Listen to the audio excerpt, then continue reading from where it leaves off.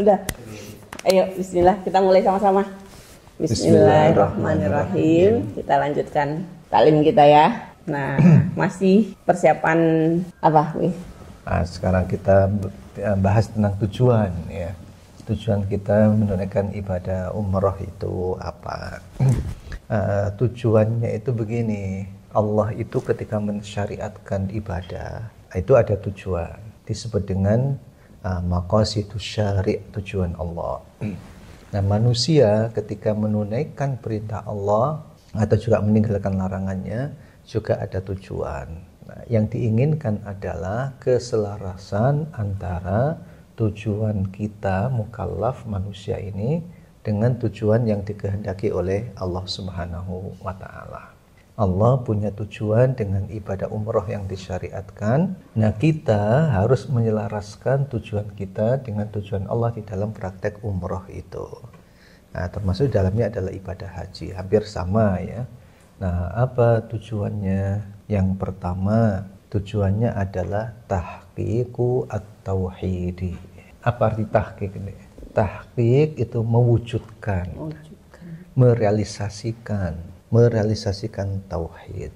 Nah, kita niati kita ini beribadah umroh dalam rangka untuk mentauhidkan Allah Subhanahu wa taala. Nanti aplikasinya disebutkan dalam rangkaian ibadah itu. Pertama, aplikasinya ada pada niat ya. Labbaik Allahumma umratan la riya fiha wala sum'ah.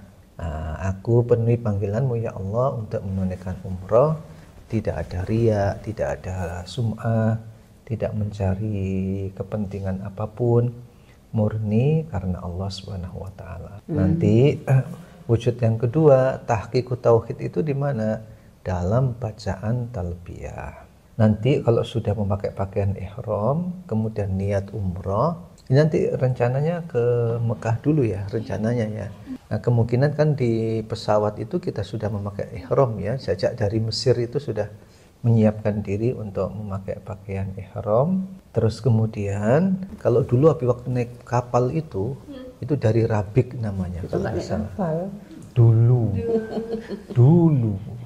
Nah, pesawat kayaknya juga namanya Rabik juga. Mungkin nanti mesti ada pengumuman, pemberitahuan ya. Di situ nanti kita sudah siap-siap membaca labbaik Allahumma umratan la riya fiha wala sum'a. Nah, saat itu kemudian kita membaca talbiyah. Labbaik Allahumma labbaik, labbaik la syarika laka labbaik, innal hamda wan ni'mata laka wal mulk la syarika lak. Itu semua artinya perwujudan dari tauhid ya, mengesahkan Allah Subhanahu wa taala. Jangan cuma di lisan, tapi kita hayati betul ketika kita ucapkan itu. Karena intinya kita dalam zikir itu adalah apa yang kita pahami, apa yang kita maknai. Ya, itu ya ada dalam talbiyah. Kemudian berikutnya tahqiqut tauhid itu diwujudkan dalam doa-doa tawaf. Doa tawaf itu yang utama sebetulnya itu doa la ilaha illallah wahdahu la syarikalah lahul mulku wa lahul hamdu wa huwa ala kulli syai'in qadir. Iya, dihayati ya. Dan selain Allah, baginya kerajaan, baginya segala puji, dan dia maha berkuasa atas segala sesuatu. Itu Masya Allah, itu betul kalimat-kalimat terbaik dalam agama kita. Kalimat thayyibah, kita mengesahkan Allah, kita mengatakan gak ada yang menandingi Allah, kita mengakui kekuasaan Allah atas segala sesuatu, atas semua kehidupan kita.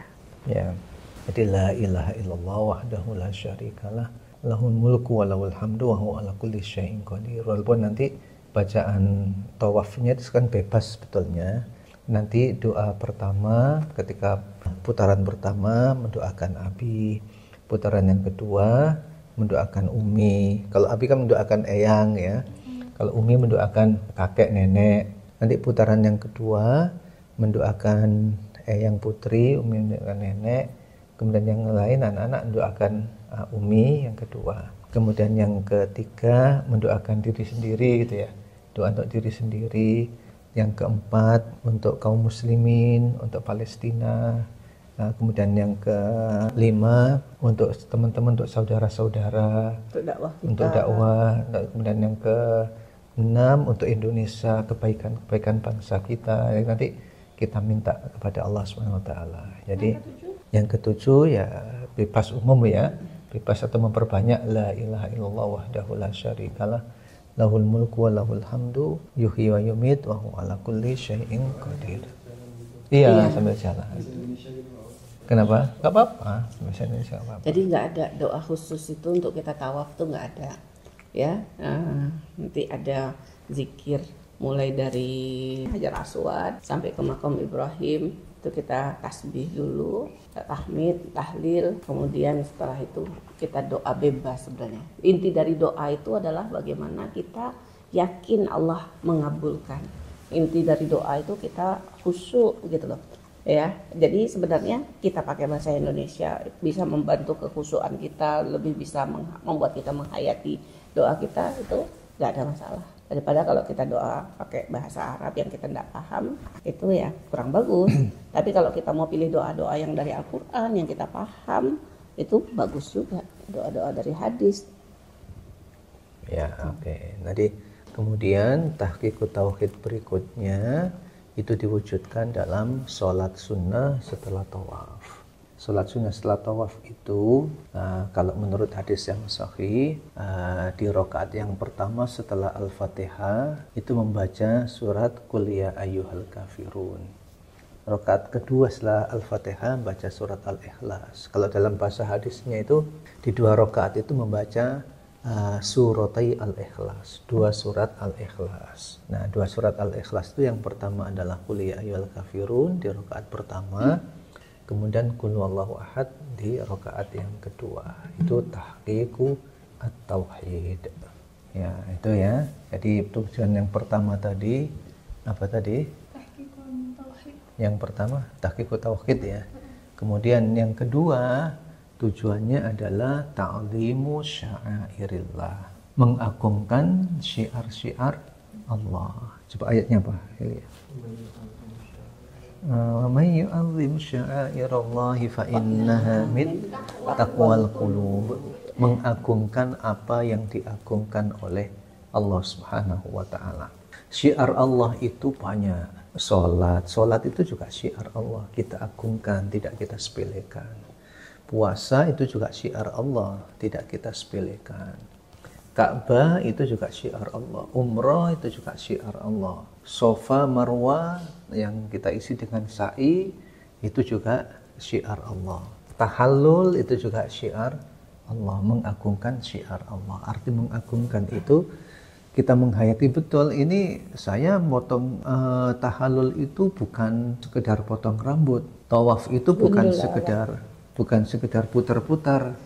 Ya, minum air zam-zam itu bukan sekedar minum untuk menghilangkan haus. Ibadah-ibadah itu juga syiar Allah Subhanahu wa taala. Kita agungkan, namanya ta'zimu sya'airillah, sebagai bentuk tauhid kita, pengagungan tauhid. Kemudian tujuan yang ketiga itu ada yang disilakan dengan mukhalafatul musyrikin.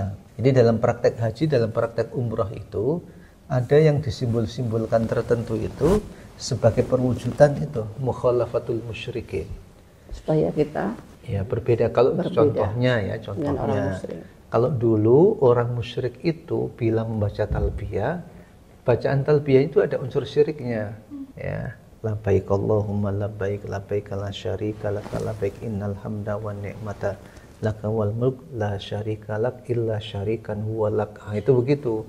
Ada tambahan-tambahannya, ya, ada tambahan-tambahannya. Nah, kemudian kalau kita muslim, enggak ada yang bagian akhir itu murni labbaik Allahumma labbaik sampai la syarika lak. Ini perbedaannya. Kemudian perbedaan yang kedua, mukhalafatul musyrikin. Orang musyrik dulu kalau tawaf itu telanjang, ya. Siang hari itu jadwal laki-laki, malam hari jadwalnya perempuan. Nah, setelah Rasulullah itu kan diumumkan tidak boleh lagi ada yang tawaf dalam keadaan telanjang. Nah, kita menutup aurat, itu bedanya, ya. Perbedaan dalam prakteknya. Mukhalafatu al-musyrikin. Nah, termasuk juga kalau dulu orang musyrik itu di Sofa dan di Marwah itu ada tempat berhala-berhala. Ada namanya, kalau di Sofa itu ada Isaf dan Nailah, laki-laki dan perempuan. Tempat berhalanya orang-orang musyrik. Sehingga kemudian kaum muslimin itu ketika diperintah untuk sa'i, mereka agak enggan dan segan. Segannya, loh, itu loh dulu tempat berpatung berhala. Masa kita ke sana? Tempat ibadahnya.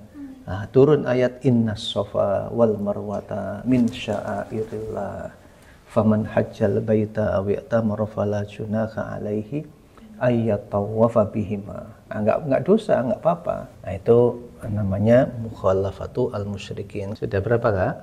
3. Kemudian yang keempat, tujuannya adalah tahqiqul ukhuwah. Mewujudkan ukhuwah, mewujudkan persaudaraan.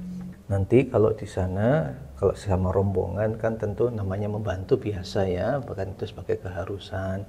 Nah, nanti terhadap kaum muslimin, terhadap yang lain begitu juga. Kita membantu dan menolong yang bersangkutan karena kita butuh untuk memberikan pertolongan itu. Jangan sampai kita umroh itu kita istilahnya ngikut orang gitu loh. Karena kan dia rame, desak-desakan. Ya, kalau pas memang jadwal penuhnya itu. Nah, jangan sampai keberadaan kita itu istilahnya menyusahkan orang. Kita ngasih tempat, ngasih kemudahan buat orang gitu tuh.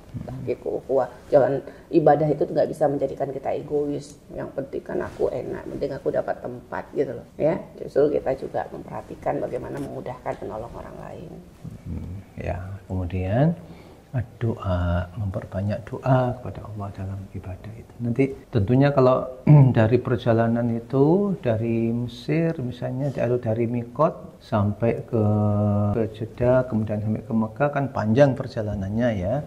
Nah, tentu tidak mungkin talbiyah terus ya, mungkin karena capek atau karena ngantuk. Nah, itu boleh bisa istirahat, tapi juga memperbanyak zikir-zikir yang lain ya, zikir-zikir yang lain dan juga doa-doa yang lain. Kira tuh pas itu nanya kalau udah mikot, udah niat umroh, kita boleh tidur gak, boleh kentut atau enggak ya, Mas? Itu jadi pertanyaan deh itu kan. Ya boleh aja. Sudah 5 aja ya. 5 itu. Ayo ingat-ingat dulu. Apa tadi? 1. Tahqiqut tauhid. 2. Ta'zimu sya'airillah. Yang ketiga, mukhalafatul musyrikin. Yang keempat, tahqiqul ukhuwah. Dan yang kelima, ad-doa, ya, memperbanyak doa. Siapkan doa-doa yang terbaik. Oke, sudah cukup ya. Nah, malam ini alhamdulillah sudah cukup. Insya Allah kita lanjutkan hari apa? Hari Jumat ya. Jumat malam insya Allah. Jumatnya bahas tentang mungkin hikmah sih, hikmah penting ya, hikmah umrah, hikmah tawaf, fadilah dan hikmah. fadilah dan hikmah. Wallahu a'lam bishawab.